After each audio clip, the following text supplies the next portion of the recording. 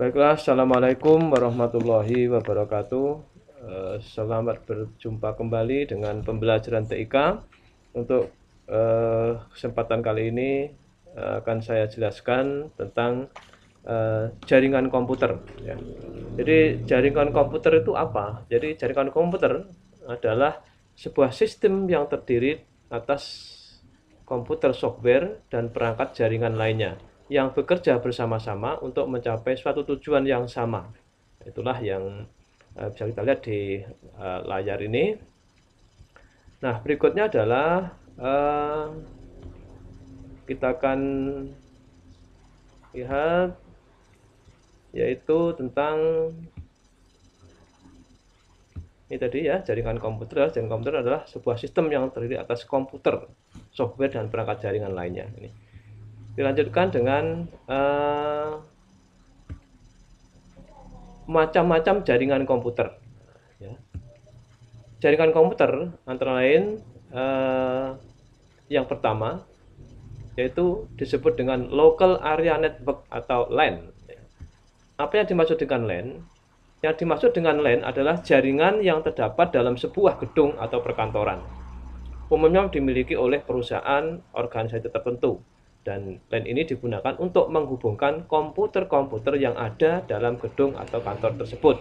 Jadi contohnya jaringan LAN ini contohnya adalah di suatu sekolah, katakanlah di sebuah lab TIK.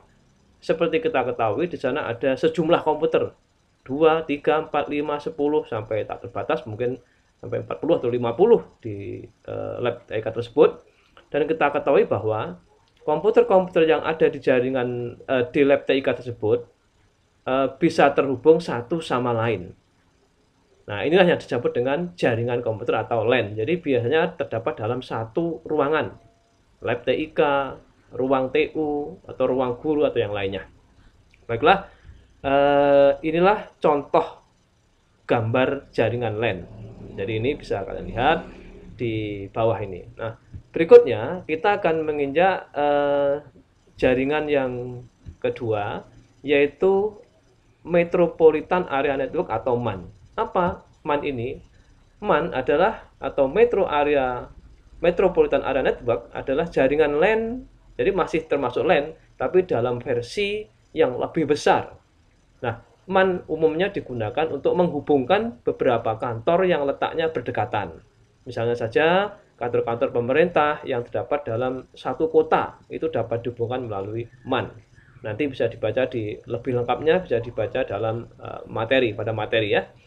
Jadi contohnya misalkan katakanlah sebuah kota Trenggalek misalkan begitu Jawa Timur ya.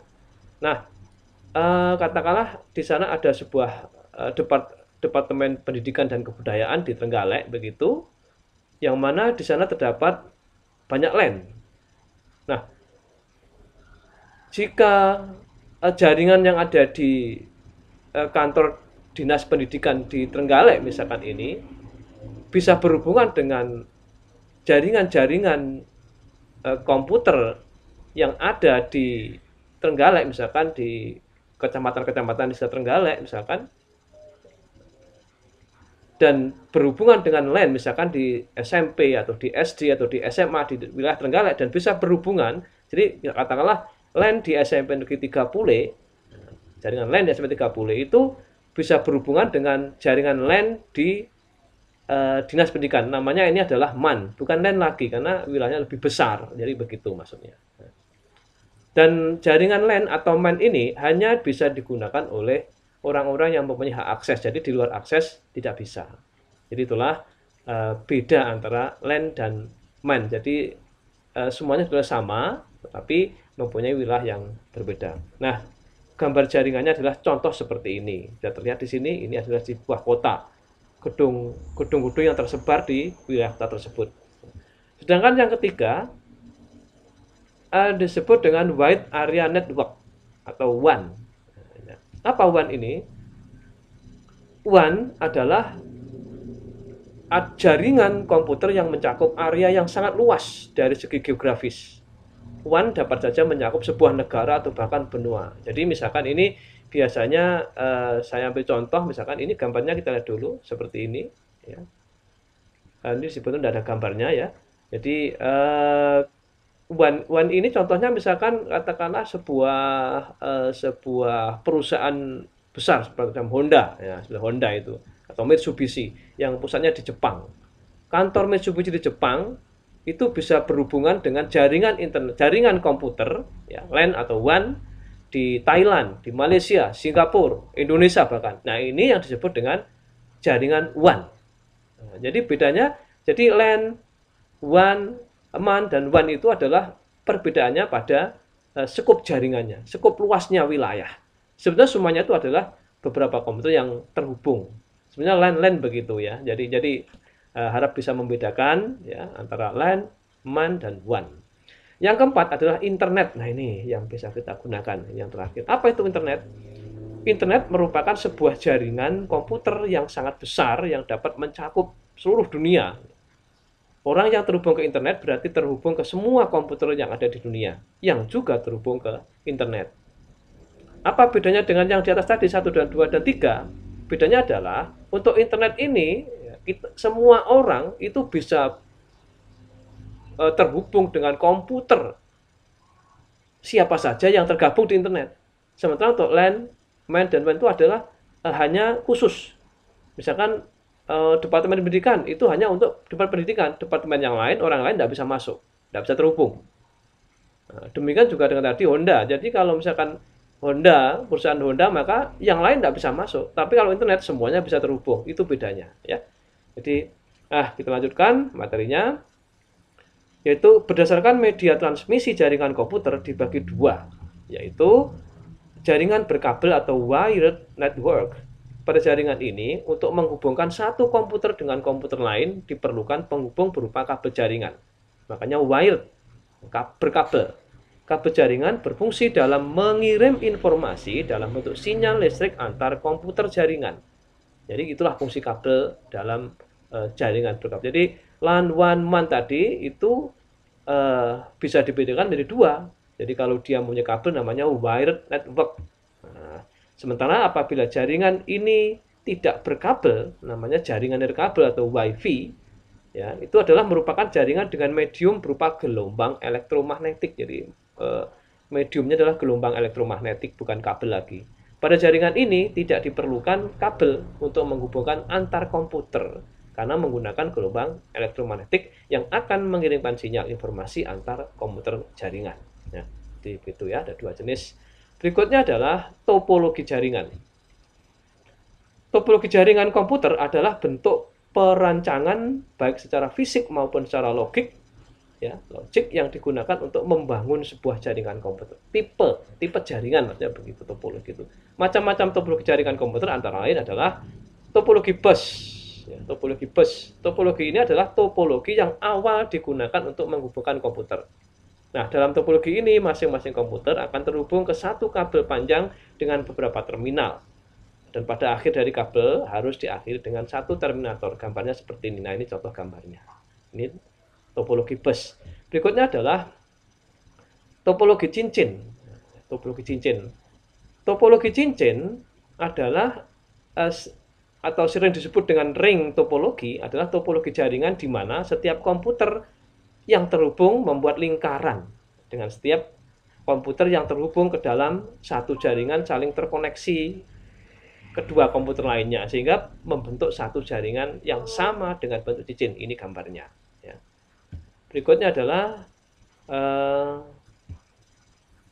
jenis ketiga yaitu topologi token ring. Jadi topologi ini hampir sama dengan topologi cincin tadi maksudnya ya. Ring akan tapi pembuatannya lebih bukan maksudnya topologi ring ya. Jadi ini kan token ring. Tapi pembuatannya lebih disempurnakan. Bisa dilihat dari perbedaan gambar. Di dalam gambar jelas terlihat ini. Nah, terlihat bagaimana pada token ring kabel penghubung itu dibuat menjadi lingkaran. Jadi dibuat dengan terlebih dahulu dan nantinya akan dibuatkan terminal-terminal untuk masing-masing komputer dan perangkat lain. Jadi begitu. Beda dengan yang tadi. Jadi kalau yang tadi kan komputer ini berhubungan dengan ini dan ini dibuat lingkaran dulu baru dipasang terminal. Itu bedanya ya. Berikutnya adalah 4 yaitu topologi bintang. Topologi bintang atau yang lebih sering disebut dengan topologi star ya.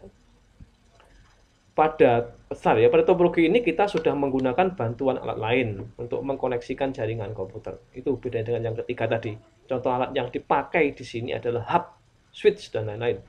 Nah, pada gambar jelas terlihat satu hub berfungsi sebagai pusat penghubung komputer-komputer yang saling berhubungan. Jadi sangat beda sekali kalau yang tadi tidak menggunakan alat lain, langsung dihubungkan dengan kabel dan terminal. Kalau ini ada hub atau switch seperti ini.